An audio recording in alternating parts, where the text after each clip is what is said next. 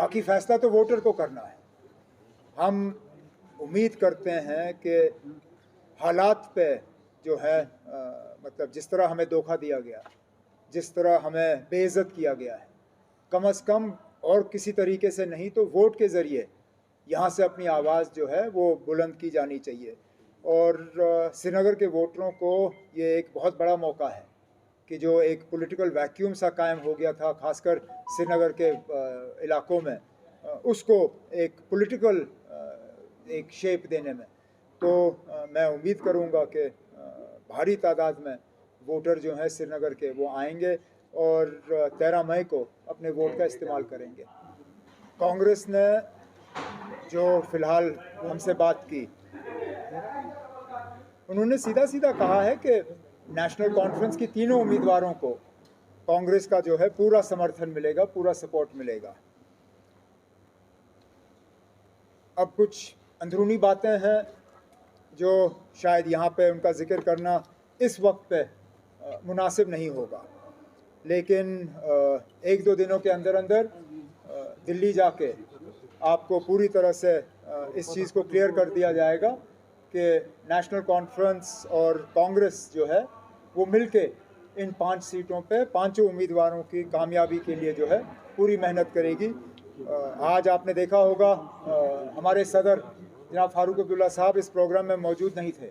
वो इसलिए कि जम्मू प्रोविंस में कांग्रेस के दोनों उम्मीदवारों के लिए वो हैं कैंपेन कर रहे हैं। कल पटोट में थे, आज कटरा में हैं और मेरे भी इसके बाद प्रोग्राम शुरू हो जाएंगे और हमारी भरपूर कोशिश होगी कि दोनों जम्मू और उधमपुर सीटों में कांग्रेस के उम्मीदवारों को हम कामयाब करेंगे।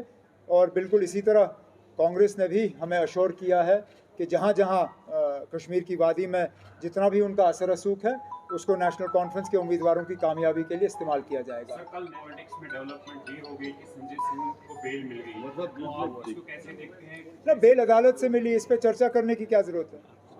बेल वो तो अदालत ने बार बार कहा है कि bail not jail, bail is the first option, और बेल तो मिलना भी चाहिए। लेकिन बड़ी बात ये है कि अदालत ने जो ऑब्जर्वेशंस उस वक्त दी कि संजय सिंह को बंद रखने के लिए जो सबूत की ज़रूरत है वो सबूत पेश की नहीं गई। और ये वही केस है जिसमें अरविंद केजरीवाल को भी पकड़ा हुआ है, जिसमें मनीष सिसोदिया को भी पकड़ा हुआ है। तो अगर यही हाल रहा तो हम उम्मीद करते हैं कि जल्द से जल्द न सिर्फ अरविंद केजरीवाल जी को भी बल्कि मनीष सिसोदिया को भी इसमें बेल मिल जाए। कभी कभार तो आपकी कमेंट्री मतलब मीडिया की कमेंट्री में होता है कि अगर स्ट्रेट कॉन्टेस्ट होगा तो नेशनल कॉन्फ्रेंस को नुकसान होगा। यहाँ पे उम्मीदवार ज़्यादा हैं, इसमें भी आपको नेशनल कॉन्फ्रेंस का नुकसान नज़र आता है। आप तय करिए ना, हमारा नुकसान किस चीज़ में है, स्ट्रेट कॉन्टेस्ट में है या मल्टी कॉर्नर कॉन्टेस्ट में है? क्योंकि दोनों तो चल नहीं सकती। या तो इनके लड़ने से साउथ कश्मीर में हमें मुश्किल होगा, या तो फिर सजाद लोन का अकेला हमारे से मुकाबला करना है, उससे हमें परेशानी होगी। दोनों चीज़ें साथ साथ तो चल नहीं सकती। लेकिन जहाँ तक इलेक्शन में उम्मीदवार उतारना ना उतारना, ये पार्टी का अपना फैसला होता है। उन्होंने अपना फैसला ले लिया, ठीक है ना, जो होगा सो होगा। वोट बढ़ता हुआ आपको नजर आ रहा है साउथ कश्मीर, वोट बढ़ता हुआ? नहीं, सवाल तो आपको ये करना चाहिए कि क्या उनका वोट हमें वैसे मिल भी जाता है या नहीं, क्या उनका वोट हमें ट्रांसफ़र होता है या नहीं। आप डीडीसी के नतीजे निकालिए और देखिए कितने वोट ट्रांसफ़र हुए।